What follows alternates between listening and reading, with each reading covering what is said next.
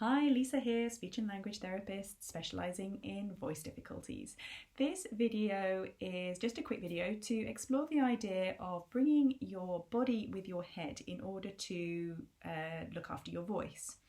This is a very well-known idea. It is not my idea, and it's looked at in lots of different approaches for keeping your body healthy, such as the Alexander technique, which I would really encourage you to look into. It's really an amazing approach that's really great for just general good equal use of your body and keeping your body free of tensions, and also something that I train in called Mindfulness in Motion, so www.mim.training.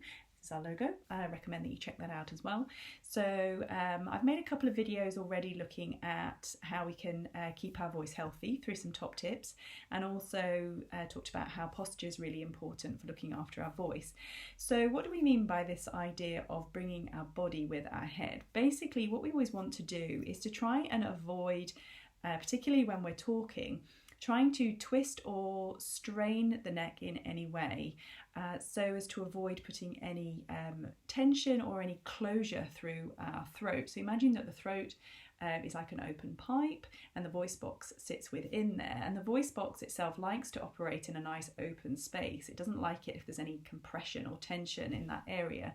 So some simple things that we can remember when we're on the phone, looking at our mobile phones, when we're working at a computer, when we're filling the dishwasher, when we're putting the lead on the dog to take him out for a walk, reaching up high onto a shelf for anything. If we kind of just remember this simple principle of keeping our body in, bringing it with our head and keeping things in alignment, then what it will do is it will help to take out any unnecessary strain and tension in this area. So for example, I'm just going to turn to the side quickly. Just excuse me, I'm going to speak to the wall for a couple of minutes just to avoid me doing what I'm trying to tell you not to do, and that's twist my head while I'm talking.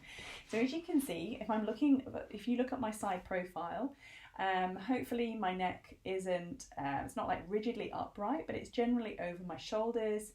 I'm looking forward, my chin is kind of in a neutral position, and my shoulders are just relaxed and my arms are by my side.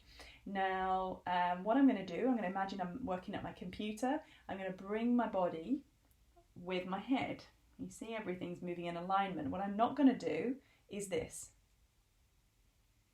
So I'm not going to allow my neck to stretch beyond my body. I'm going to bring my body with my head. Likewise, I'm on my mobile phone and I'm texting. I'm going to try and just bring up my phone to my eye level.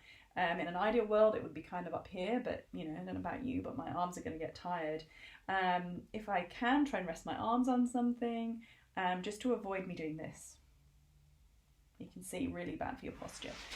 So in any position, any movement that you do at home, like if you're really reaching up, you imagine that position that your head gets into and your neck's back. Basically, that lovely open space in your neck is just going to be squashed. And if you try and talk when you're in that position, another example is if you're talking to someone and they're behind you and you don't turn your body but you twist to talk to them, you're twisting off that space, you're closing off the space in your throat where your voice box likes to operate, and it can't move properly.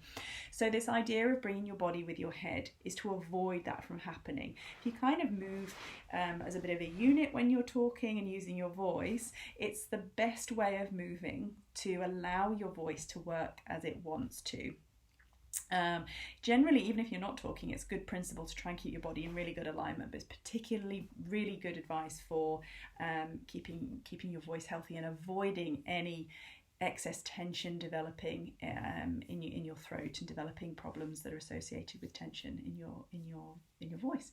Hope you found that helpful. Please check out my other videos if you haven't seen them already, and check out the Mindfulness in Motion website too if you're interested. Thanks for listening. Bye.